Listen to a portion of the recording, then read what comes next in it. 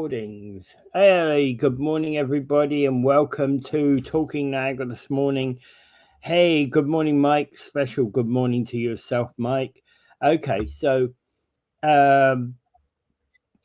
it is Thursday, May 22nd. And hey, do you know, Dave, I hate Thursday. I hate Thursday morning. Do you know why? I always wake up on Thursday morning with the kind of thing that, well, I was supposed to do that on Monday and that on Tuesday and that on Wednesday, and they haven't been done yet. Now it's Thursday. I've got to get them all done by the end of the day because tomorrow's Friday, and that's the end of the week. And I'm going panic, panic, panic. Oh, okay. Thursday is your reckoning day, reckoning of your own tardiness and my own mind, of course. Yes. Especially when it's like, well, I should have sent that thing out on Monday. Yes. Let's do it first thing this morning. I hate that, especially when you wake up at 5:30 in the morning with it. Yeah. You know? Yeah.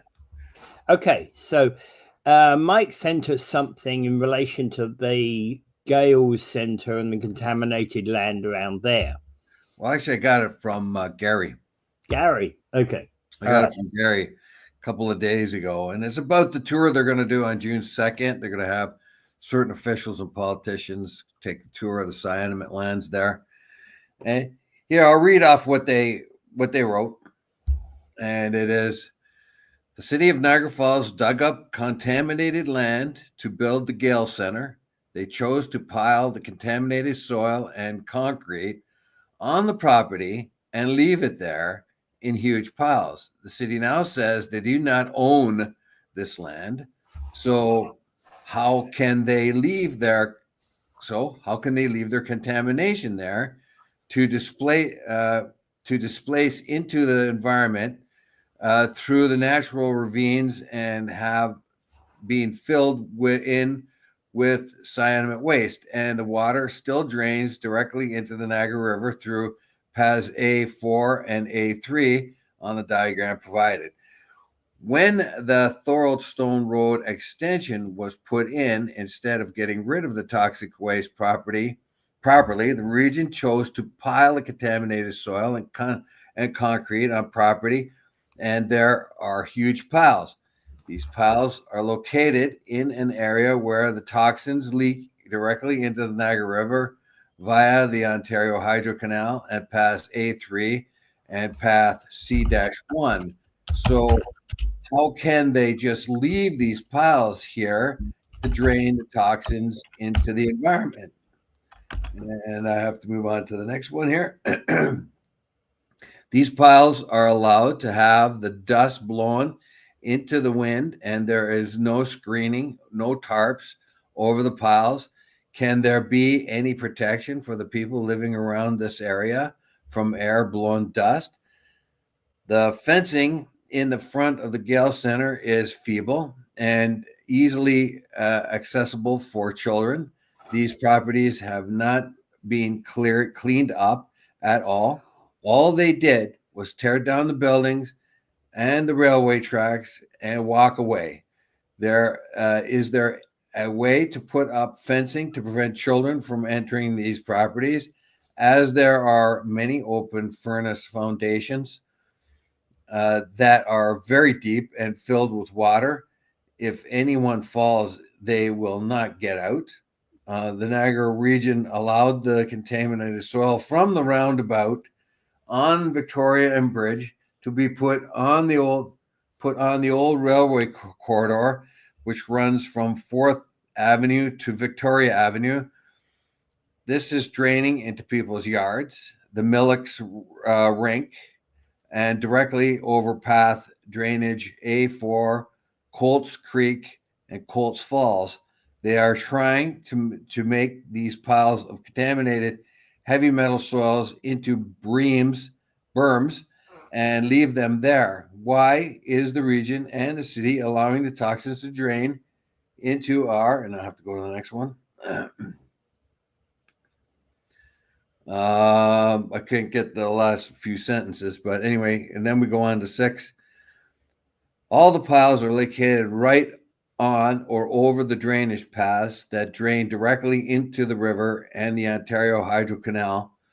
Are the city of Niagara Falls and the Niagara region's plan to allow the toxins to drain naturally into our environment so they can reuse the soils and concrete in building this area? This plan will and is endangering the public and the environment all around here. What is the justification for this? When we have put housing here on the old YMCA property, which was Cyanamid Recreation Center before it was an industrial waste area for cyanamid.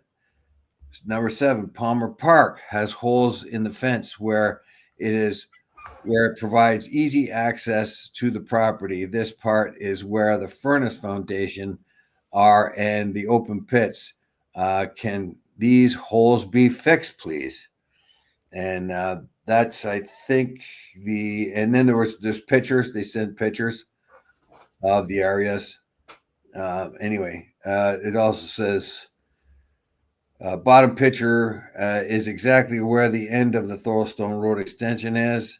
Thousands of tons of ammonia nitrates there. I dumped it there for 15 years.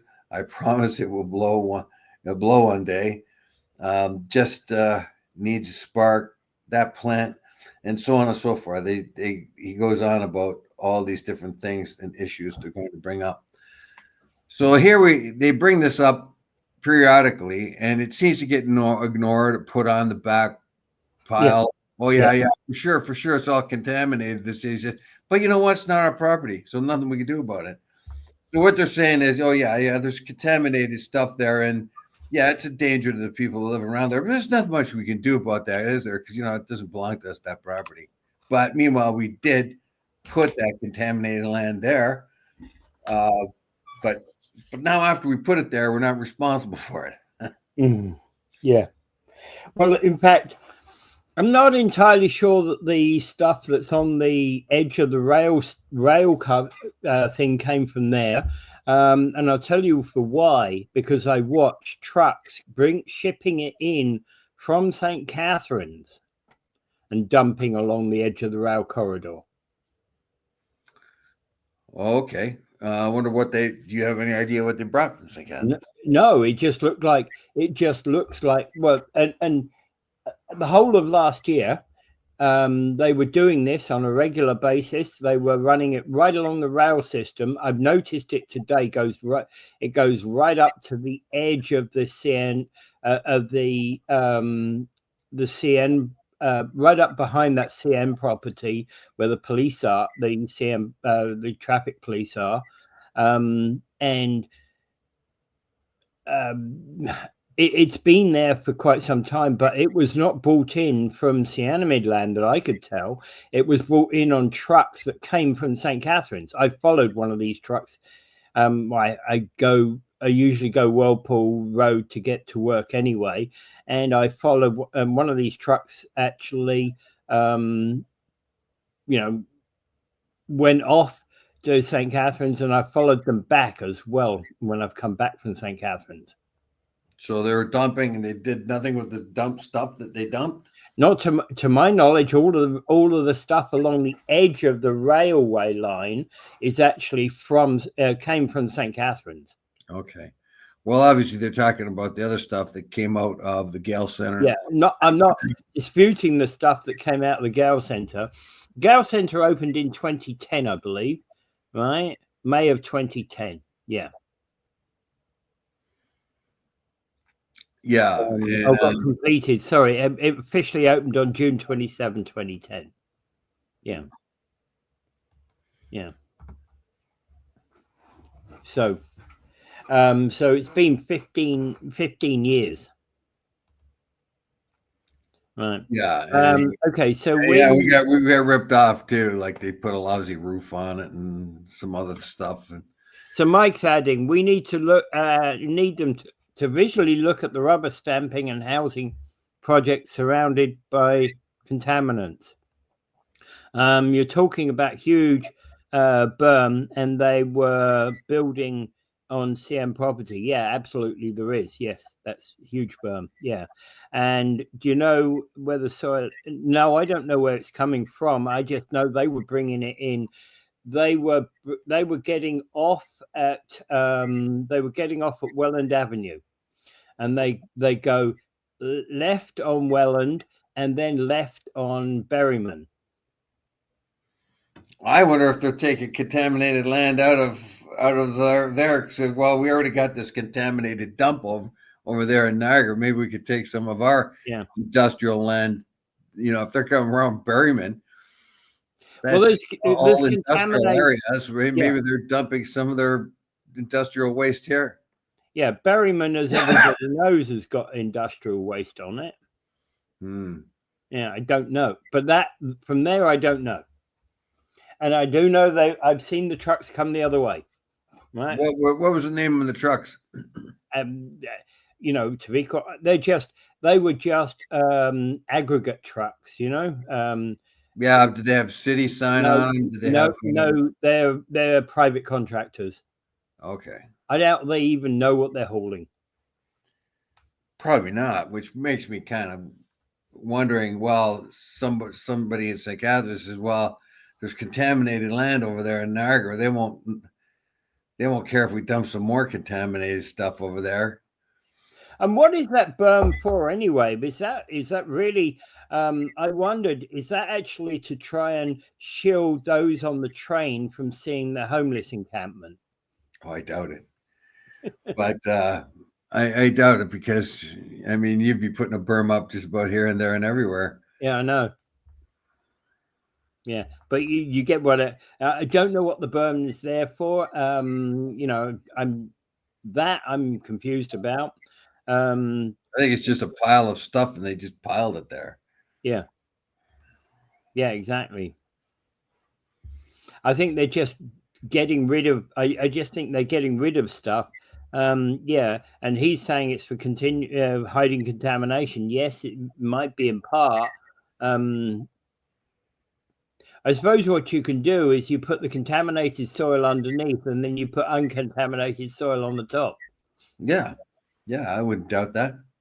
You know, because it's going to cost a lot of money, and you know what? It's only going to affect those people. And what happened to that pile there was a pile when the Gale Centre opened, there was a pile on that section of land on the corner of Thoroldstone and Stanley. There was a massive pile there, but that's no longer there. I have no idea. Yeah.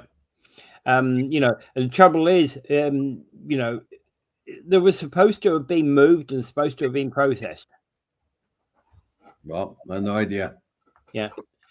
I don't know. I don't know. I'm just asking the question. And the thing is, how can you can't exactly follow this stuff around. It's not easy, is it? No, I mean, they don't want you to know either. You know, that's another thing. Eh? So anyway, hats off to Mike and Gary for doing this.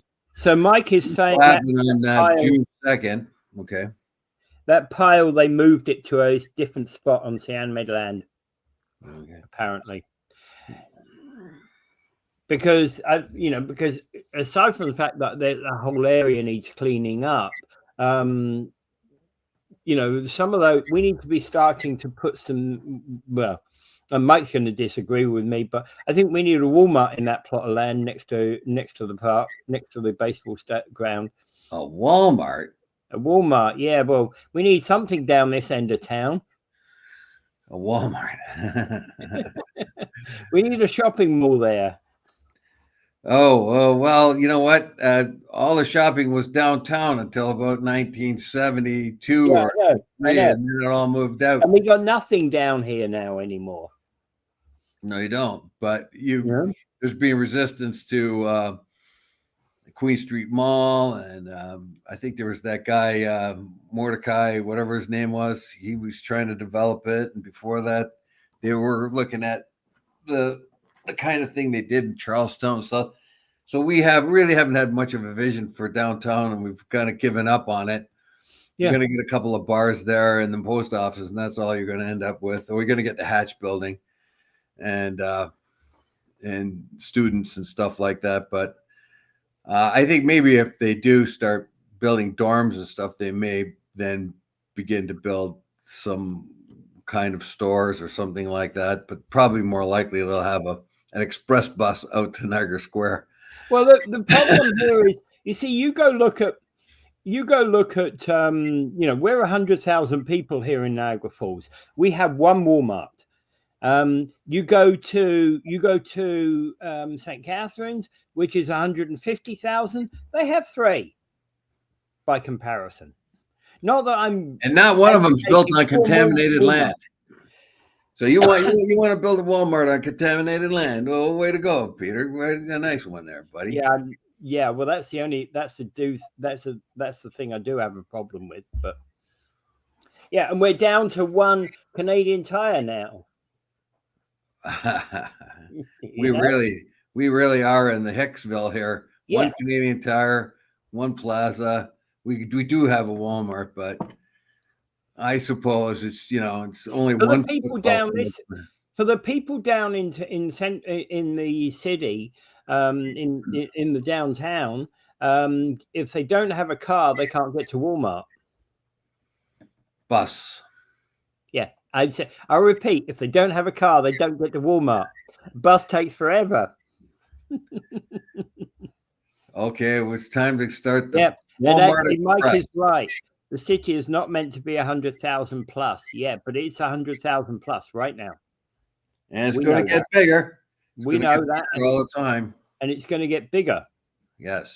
And I have to ask the question with a smile on my face: how many people that live out on Browns Avenue and Browns and Kayla have ever been to the falls? Many of those new arrivals have never been to never seen the falls. As long as they pay the taxes, I don't care. Yeah, I get you. Stay out in the woods. Stay over there. Yeah. Pay your taxes, shut up, and go away. Okay, moving on. In the meantime, we want a Walmart on the contaminated land. You heard it here first. This is Peter's initiative. No, I'm just saying. He's going to petition City Hall. We want a Walmart. No, I'm not going to petition City Hall. Not going to do anything like that. I'm just saying. Well, maybe we'll get a Target. Bring back Kmart. All right, moving on. Okay, so relentless advocate for ALS research and treatment in Canada died at 52. This is Steve Gallagher, and he was basically, I think he's a journalist at first, and he's used his time since he got diagnosed with ALS as basically an advocate for getting change to ALS treatment within Canada. He was the guy running, pretty much the guy that was running Niagara Falls Review. Very energetic guy. He's the guy that got he's the guy that got the Citizens editorial board going, which I was part of. So he invited eight of us. Astrothers was one. Bunny Brandt was another one. The lady that runs the Humane Society was another one. I was one, and we were all to write different articles about things that got about Niagara Falls and that, right? Yeah. So I had a lot of fights with him. A lot of arguments about my articles and stuff like that. But anyway, he was kind of feisty. He was kind of feisty, and but it was his idea to get that Citizens editorial board going, and it lasted 2 years. Or like the first incarnation had 8 of us, and the next incarnation had 8 others, but for some reason it didn't carry on too well after that. The second incarnation, there was only 1 or 2 articles I noticed in the review after the next set of editorial review people came on board. But that's what I remember him from. And it was kind of a Yeah. shock to me that he had ALS. I didn't know that for a long time. And Yeah, and so yes, he's fairly well known locally. Died unfortunately from ALS, and that's the nature, of course, of ALS because it's a degenerative disease. yeah. And one thing about the article though, is kind of like different ways of saying things. Like he's listed as a co-parent of Olivia, his daughter. So he's not listed as the dad; he's listed as a co-parent. So I don't know where that comes from. Is that the way we're supposed to talk about it these days? Don't know. Anyway, Unless, well, I've always thought, for example, where I've heard the term co-parent is where it's adopted children, or when the people have been partially, separated or divorced. But I don't know. That doesn't. Anyway, he was very energetic. He was he could joke, quite a bit of jokes. I know he could be acerbic sometimes when I was talking to him about the articles I was writing. And he had lots of energy, and yeah, he took his job very, very seriously, and he was he got along really well with as far as I know with Corey LaRocque. And Corey LaRocque was probably one of our best ever reporters here in this area. He took his job very seriously too, but cutbacks, and anyway, but poor Steve here, he just he got ALS, he got Lou Gehrig's disease, and he switched his focus from being a newsman to somebody who focused on help for people with ALS. He knew that he was buying this forward too, because he knew that no amount of discovery was going to save him. And so, but he did say he did have a bit of selfishness, saying that maybe he could get a little bit more time with if they put more research in it during his lifetime. He might have been able to get a little more time. He did last this out. Like he was diagnosed in 2019, I believe, from the information I've got here. And he's lasted, so it's like 6 years. That's about what I understand is normal for people suffering ALS. I think he got a bit better than that. Yeah. I think he got 8 years where he normally would have only got 5 or whatever. But anyway, kind of reminds me of Stephen Hawking, how long Stephen Hawking held on. He says, and he had a rough time though. He was unfortunately, this last year, the winter was pretty tough on him. He had lots of infections, had to get on a ventilator, was unable to breathe on his own. To communicate, he used a specialized computer. It's a terrible way to go. Very. He was able to get very close to his daughter, it seems, though. And part of the problem here is that basically it paralyzes people because the brain is no longer able to communicate with the muscles in the body, which is actually what everything that we do is because the brain tells us to do it. Well, the brain is the control center. Yeah. I mean, for automatic, like breathing, moving, that kind of thing. I mean, the brain functions pretty much flawlessly in all those areas. Where it doesn't function flawlessly is in thought.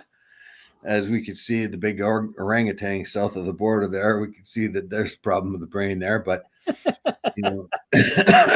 Don't be dissing my man, Dave. Don't be dissing my man. Now, he's talked about his awareness of the disease that he's put out there. And he says, this is his quote. He says, I hope it helps people down the road. Obviously, he knows that it isn't going to help him much. Yeah. But selfishly, you want it to help you so you can have more time with your family. Yeah. So he's hoping, well, by bringing awareness, maybe he'll get a little bit out of the bringing awareness thing out there. But he knows it wasn't going to save him. Yeah. And he did it for the next person. And there's actually the interesting thing is, although this was an article written, I also found an article written by Hamilton Health Sciences about Steve Gallagher, and because he was a patient for Hamilton Health Sciences, and he's and they're talking about how much of an advocate he was for people with ALS. Yeah, well, he was a very energetic guy, so I couldn't see his energy get bottled up. But he, he's finally succumbed to the disease. I had expected him. Actually, it was when he was mentioned about a year or two ago. I was surprised that he was still alive. And I don't know. He's finally succumbed to it. Sorry, Steve. Sorry to see you go. Yeah. You're a lot of your friends in journalism are going to miss you. Yeah. All right. We've got one comment. Okay. Something about 626. That was obviously related to earlier on. Yeah. Okay. Yeah. All right. But I think the thing is about this is sorry to hear him going, but also glad that he's done some of the work that he's done. I'm hoping he's helped the next generation of ALS sufferers. Yes, that's usually what happens. I knew a person with brain cancer, and she was really, really into awareness of the brain cancer and so on. However, she succumbed. Yeah. All right. Alberta's got more than 500 cases of measles since early March, and this has been rampant. There's in one area alone, there's 362 cases, and when there was a measles outbreak when I was young, somebody said, yes, mix all the children together, let them all get measles. Well, that's what we did when we were kids. Like everybody got measles, everybody got chickenpox. If you hadn't had chickenpox yet, your mother would send you over to the house where the people had chickenpox so we could get it and get it over with, because everybody knew that if you got chickenpox after puberty, it was going to be a lot harder on you. It was going to be very, very, very bad for you. And you could also, if you got chickenpox, you might avoid shingles later on in life too. That's true.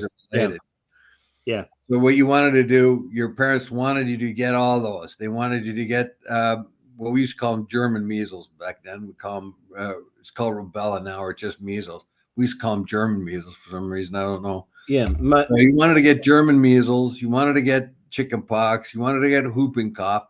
You wanted to get them all. So you get them done when you were still young and strong. So that's the idea then. But you don't need that now. We have vaccinations.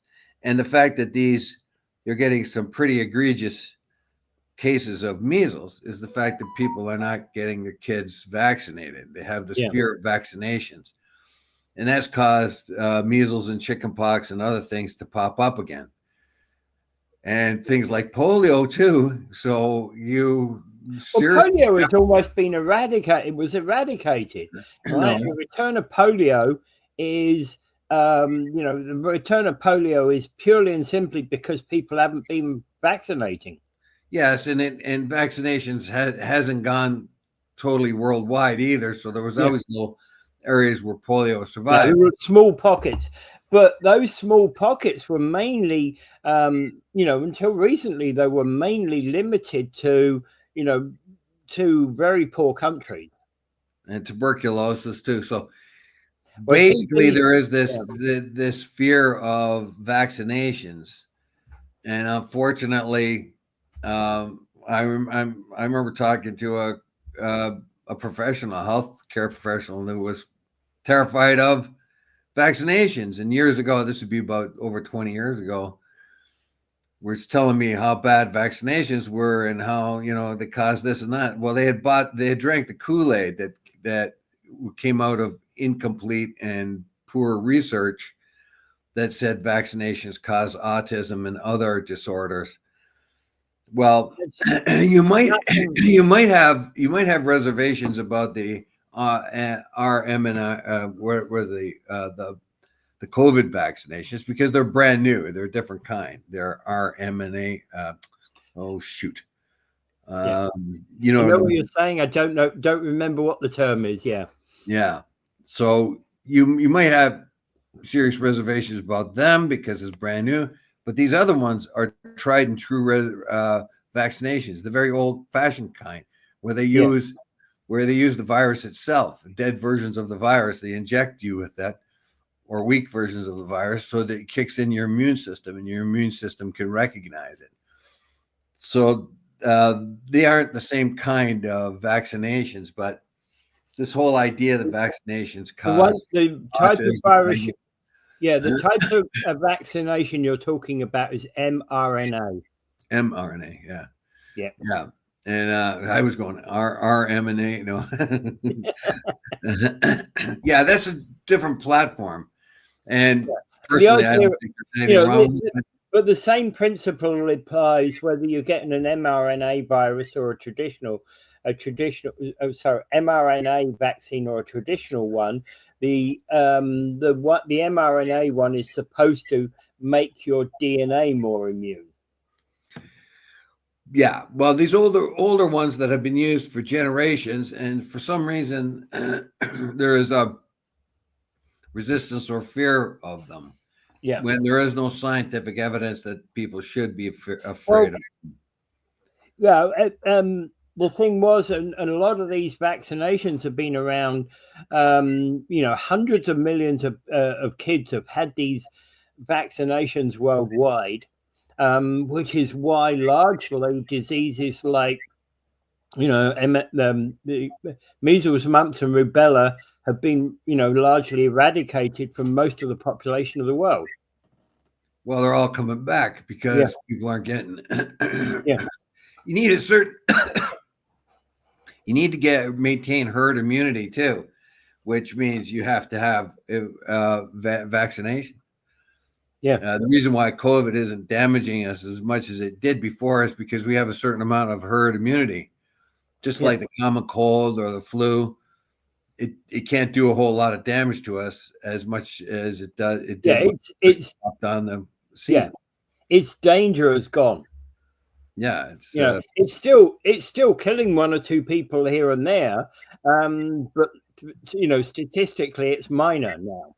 Well, COVID was in the world, it was the second biggest killer for 3 years. In the United States, it was the third biggest killer for 3 years in a row. Yeah, it killed over 300,000 people a year. Actually, it killed 1.1 million people, and that's not talking about long COVID or other effects that COVID had. And and people talk about the effects of the vaccine, and there were some effects from the vaccine, but they were exactly the same effects that you got from COVID. So if you got the vaccine, you may have had mitochondritis or whatever it was, or elements of that. But if you got COVID, you would get it even more.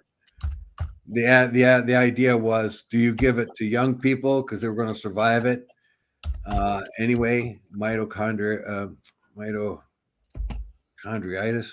Shoot, my brain's not. Anyway, let's get back to the article at hand. So they have an outbreak of measles. I haven't heard about outbreaks of measles until the last few years. They're having big outbreaks in the United States where they got paranoid about vaccines too. And it's among children. It's mostly among children. So We used to think these were childhood diseases that didn't that we could survive, but they do damage and they do cause death. You know, so your survivability will probably be pretty good, but do you really want to have to go through that when you could just have a vaccine? Yeah. Basically, Canada-wide, there's 1,154 measles cases reported by 34 health units. In Alberta, we've seen there's 500. BC, Manitoba, Northwest Territories, Nova Scotia, Ontario, PEI, and Saskatchewan. Mm-hmm. Right. So, you know, 500 cases, more than about 40% of them are in Alberta.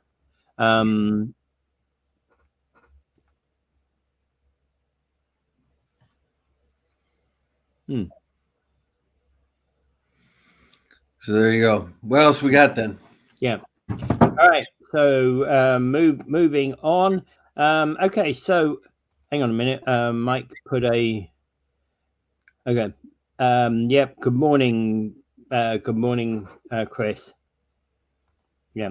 Okay. So Niagara Falls babysitter was accused of sexual assaults over a 10-year period.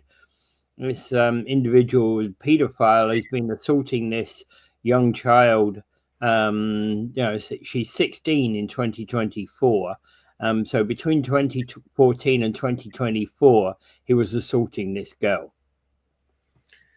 Well, I'd like to see what he has to say about this. I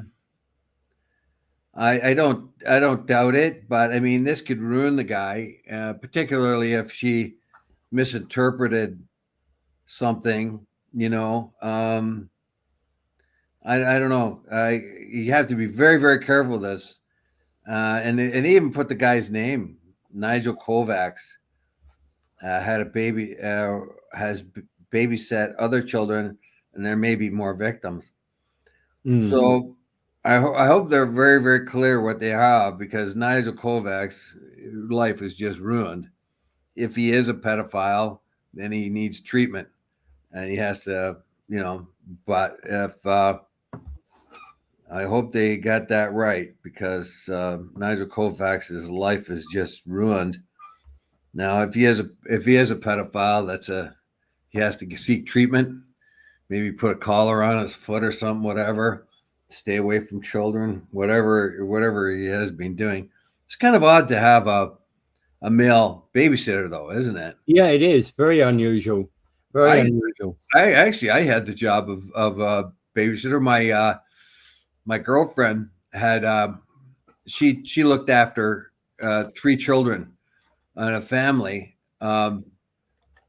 for a while. But when she had to leave the city, I took over for a few days. So I was the one that was watching over the kids. You know, there were 3, a boy and 2 girls. And so I was their babysitter for a while, which I didn't really think.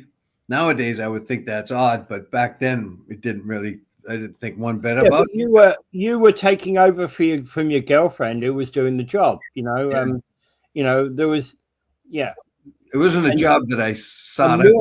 Yeah, it wasn't a job you signed up for, but it's like you had a because you had a commitment to this girl. You kind of well, yeah, I'll help you out. Yeah. And then when I was a kid, I became a pretty popular babysitter, because it's always the girls, the teenage girls, were called upon to be the babysitters. But there are certain times when there wasn't enough girls. And I remember we got a phone call from my parents got a phone call from the people across the street saying, look, we really need a babysitter, and you live right across the street. And I know Dave's, well, I don't know, it was about 13, 14 at the time, and you're right across the street. So can Dave come over and watch the kids? And I thought that was pretty odd, because there's always the girls. Well, you see, my mum had to go out and work on couple of nights a week, and I used to stay with one of 2 or 3 families, and one of them, it's like, so we used to stay there, and then one night, the lady from the place where we were staying at, she said, "Oh, I've just been called into work. Got to go to work." And like she's off, and she says, "Oh, well, you're the oldest here, Peter. You're looking after the kids." Yeah. Well, I ended up being a pretty popular. Once I went to, there was 2 different places that used me when there wasn't any girls available, and because I live close to them, like right across the street, basically, to both different houses. So they would say, "Okay, you can watch the kids, okay, Dave?" And I'd say, "Okay." And they would pay me. So I thought that was good because I could watch anything I wanted on TV when they were gone. And they always had pop and chips for me. So I thought that was, wow, what a sweet gig this is. Well, I got so popular with the kids, I was the one the kids wanted. So when the parents were going out, the kids would say, "Get Dave, get Dave." We want Dave. Because I clown around with them and play with them and all that stuff when their parents were gone. I would put them to bed, but I wouldn't put them to bed too early, And Yeah. I would clown around with them and play with them and stuff. Well, they love me. I can remember one organization I was involved with, like 40 years ago.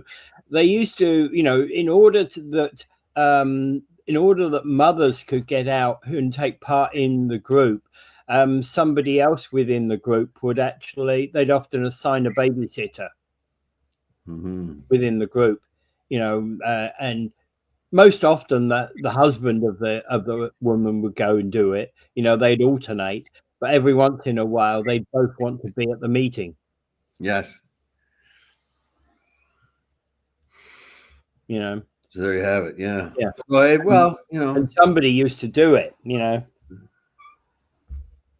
and nobody ever did it for money in those days, right? It's kind of, you did it for you did it for the club member. Well, I remember that was pretty good. I got a couple of boxes. I got the pop and chips, which we never had at home.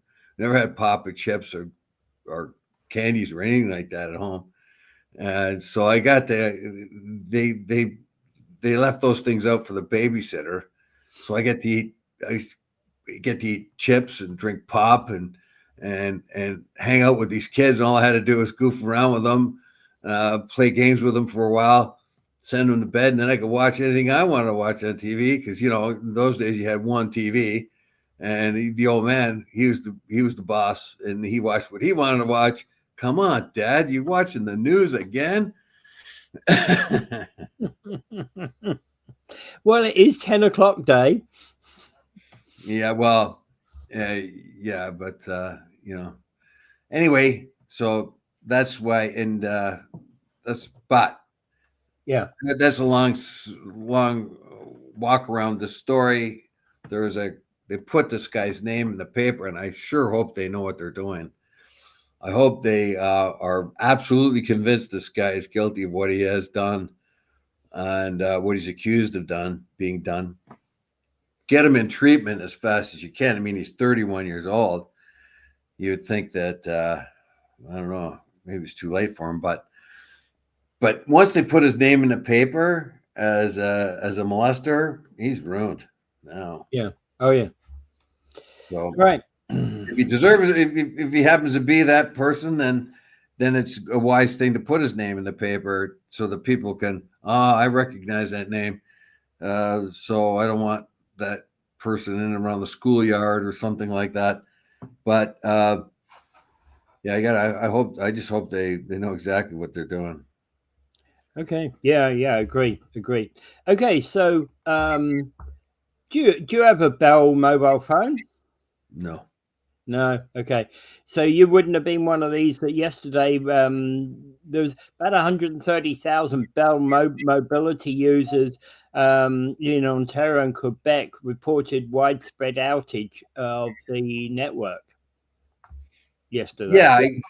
Yeah, there was this big outage, And if you're a Bell person, you're gooned. But remember, it wasn't long ago. Remember, Rogers had all the big problems. Yeah. Oh, I know. And the thing is, what happens with these things? It went out at 8:53. It came back to normal service approximately 10:44 by the looks of this graph. And at its peak, there was 139,000 people impacted. Yeah, so I really don't know what more report on that. It is just to say that Telecom pledged changes after the 2022 Rogers outage, which we all remember. But the situation with the Rogers outage is slightly different, because what happened with Rogers, it was so many. It wasn't just the outage of the cell phone network, but it was the outage of so many mobile payment stations. Yes. Well, right.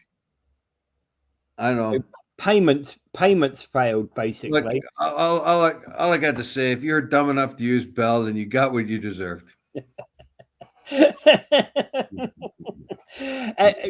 irony here is that Angela uses Bell, and I don't think she didn't complain about it yesterday, so clearly wasn't here in St. Catharines. Well, look, they're all the same, if you ask me, and we have this goofy system where our providers are protected, and that we here in Canada pay way more than anyone else. It's like insane. I remember going to China back in, what was it, 2007, I think it was, and watching, and like everybody had a cell phone. I didn't even have. I hardly had a cell phone. There was one or two in the family we had, and I didn't use one even. And I've seen all these people with cell phones, and they pretty modest means. I'm thinking, how the hell can they afford all that? Well, they don't pay nearly as much as we did. The same thing when I went to Thailand and Europe and all these places. They charge way less than we do. Yeah. And the point about it is that, for example, US is pretty well 25% of what we pay. The US equivalent pay is paying. In Britain, I'd say it was, we got service. The services I get now, I got 3 times as many for the same price, or the same service for a third of the price, probably.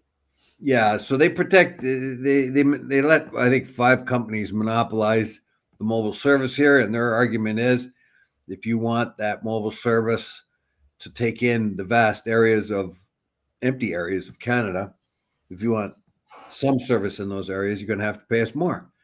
So the people who wouldn't have to pay for it otherwise has to pay for helping those. So when you consider that 90% of the population are within 100 miles of the US border, and 95% of all cell services are probably within 200 miles of the US border.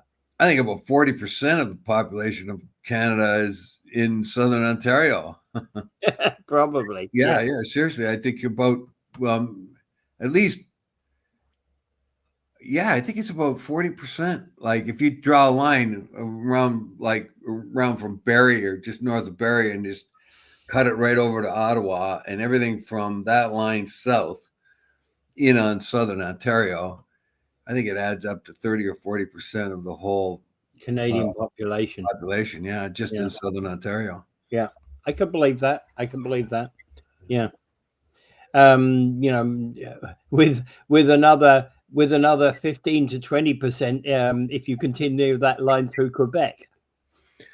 Yeah, you would, if you eat up Montreal, it'd be the same. Yeah, another. Yeah. So look, you got Montreal, which got what, about 2 or 3 million. You got GTA, which got about 4.5 million.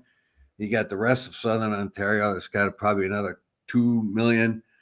When you add it all up, add Montreal, Toronto, I mean, you're looking at 10 million. Yeah, definitely. You got at least 25% of the population.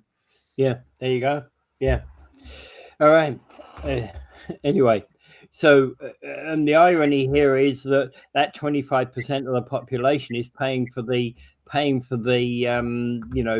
the rest of the population to actually have be even close to a cell tower. Yeah. So what do? Yeah, it's a good idea that those people get service.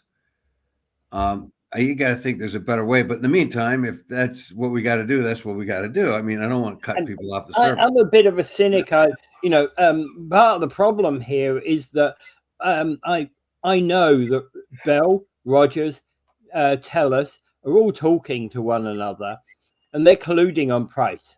They're keeping our prices also artificially high.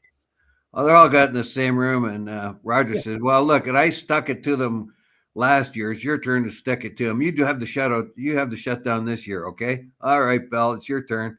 Down it went. Last year it was Roger's turn, and then they all go, "Oh, look what they're doing! Ah, ha, ha, ha. They ain't going to be able to do nothing about it." Ah, ha, ha, ha. There you go. Yeah. All right. That's capitalist swine for you. Okay, so another thing I should bring up though is the post office says it's going to walk today. Tonight, midnight. Midnight? Okay. Fools. I don't know how they're going to resolve their issues. But obviously the government's playing hardball because the post office is losing them huge amounts of money. And if they do make an agreement, what's going to happen is the post office is then going to start laying off people. Yeah. So if they go for more money, they'll get more money, but they'll lose 20% of their people. Well, I'm just, if you think about it, well, it's one of the biggest delivery services that you've got in the country right now is Amazon, right? Yep. UPS, whatever. What one did you use for your? What one do you use for your law office? Oh, we use primarily post office. No, I mean when they were on strike. Oh, we went to UPS. UPS, yeah. Yeah. But again, UPS is, if UPS could get their delivery down, their registered post down from $39 to say $25, I'd probably go with them all the time. Well, you might not have much choice if the post is set, the post office has to figure out what niche it can provide. Small businesses depend on it, and that. But right now it's just overstaffed, and there's not enough money. Well, I was going to say there's one service that everybody in Canada uses that you could easily turn around into a two-way service, because what you would do is you would buy a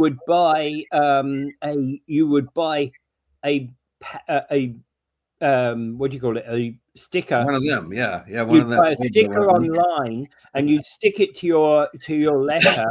And if they could turn you around and do you a letter for, let's say, $7 or $8, I'm sure that everybody could put their letters that Amazon's going to deliver for them in their mailbox, and Amazon will pick them up, and deliver them as well.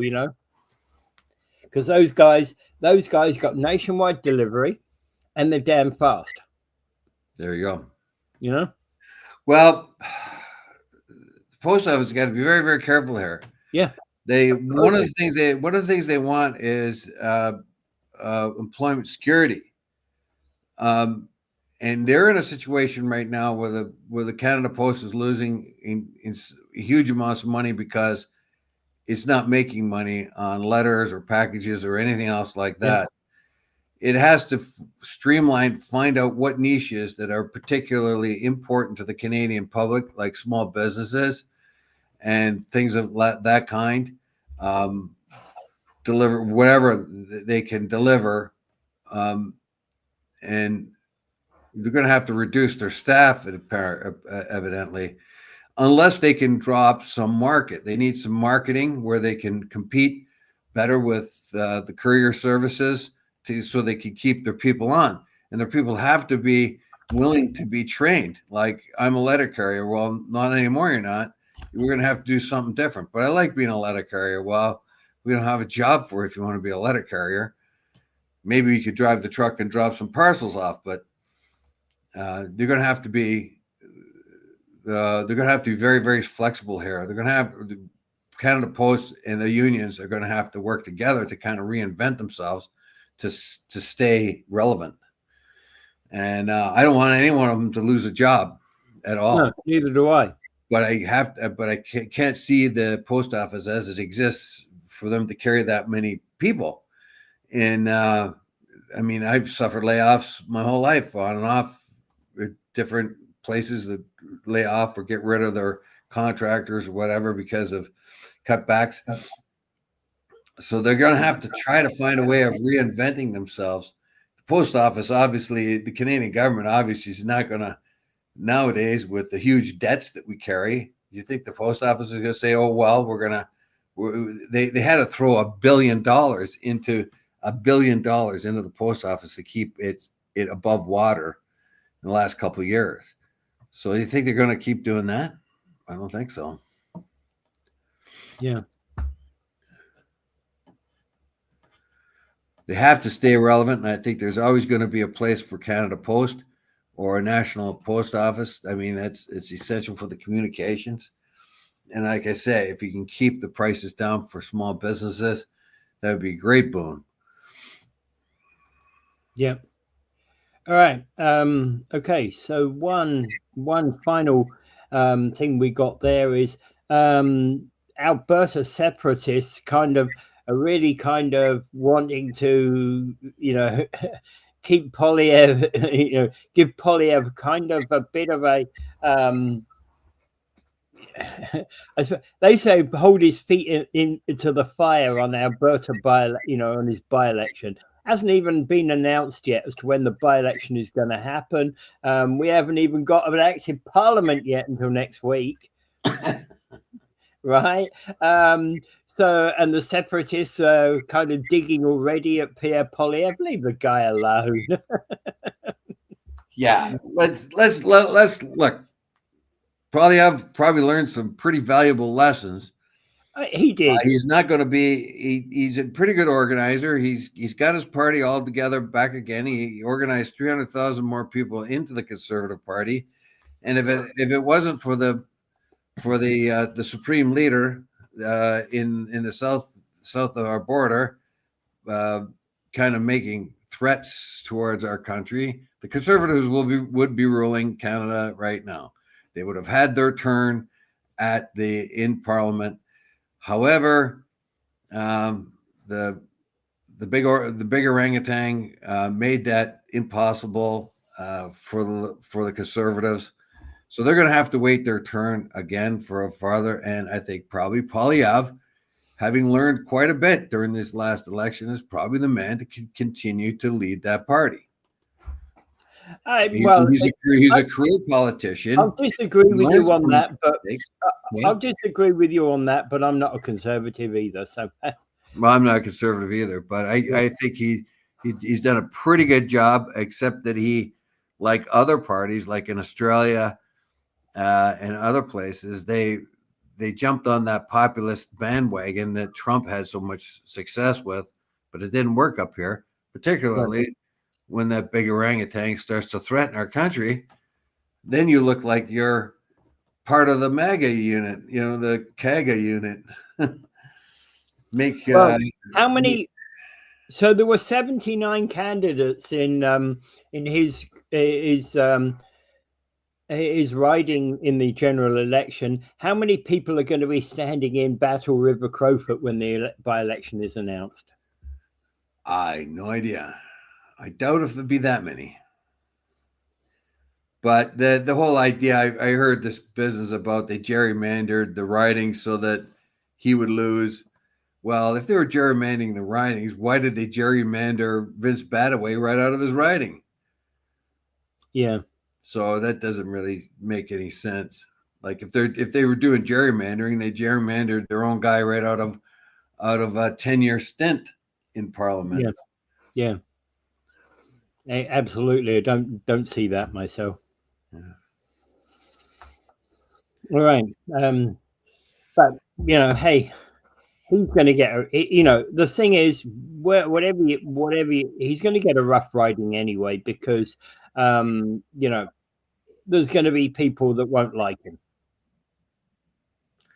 Look, he's going to learn some pretty valuable lessons there. And even if he doesn't eventually become prime minister, he's still a pretty good leader of the party.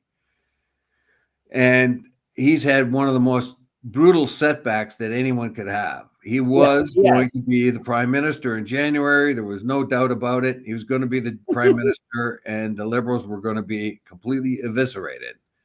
Then along comes Don, and that's it. He starts threatening Canada, starts the embargo, starts the tariff, starts everything, gets everybody all scared, and Pierre Poilievre starts sounding like him. And everybody said, "Oh no, we can't get this." So he lost his turn which should have been his, but it was unusual circumstances. That's the same as what happened in Australia, as we found out. Like the party was going to get destroyed, but Donald Trump populism stuff got resented, and they turned on the Conservatives. So we'll see what happens. In the meantime, though, I can't really see another leader there in the wings. O'Toole didn't work. The other guy who's running it now didn't work. I keep forgetting his name. I can see his face. Andrew Scheer, you're talking about. Scheer, yeah. Andrew Scheer. Well, actually, I think that Erin O'Toole was a pretty effective leader. I think it was unwise for the Conservatives to have changed course at the prior election. He didn't have enough time to get known by the public. But then again, I suppose that is true. That it is true that Poilievre has been more active than O'Toole ever was. I think building the party was his basic thing, but he's got to get off the character assassination stuff. This isn't going to work here. That kind of polarization they have in the States, where the Dems are evil if you're a Republican, and if you're a Republican or if you're a Dem, the Republicans are evil, and it's all evil. This side of the aisle is evil, detestable, lying, dirty dogs, and if you happen to be sitting on this aisle, the same thing over there. This idiotic approach to the other politicians and their points of view. We do not want that kind of disease to creep its way up here. We don't want to start sounding like MAGA or Antifa, which seems to be the only choices down there. We don't want that here. Yeah. All right. Well, I wish him well. Whatever happens, the by-election hasn't even been called yet. Yeah, I think he'll win. I think he'll win handily, and he's definitely not in favor of separatism. Yeah. All right. So I think we can kind of call it quits at that point. Okie doke. Without further ado, I bid you do not forget Gaza. That massacres are still happening daily. And hats off to Canada, France, and the UK for finally saying something. Yeah. All right. And Dave's so angry we heard him slam his fist on the table. So I can't tell you how angry I am about that. I just can't absolutely. We talked about the Catholic Church and how they covered everything up with that pedophilia stuff. It's kind of like that the West is doing that with what's happening in Gaza. They kind of like pretend they kind of see it and they don't want to talk about it. Just like the Catholic Church did with the pedophilia. I think it's the same sort of thing. They're ignoring that and extremely immoral a response from the West. Absolutely. All right. Well, thank you, everybody, and have a great day.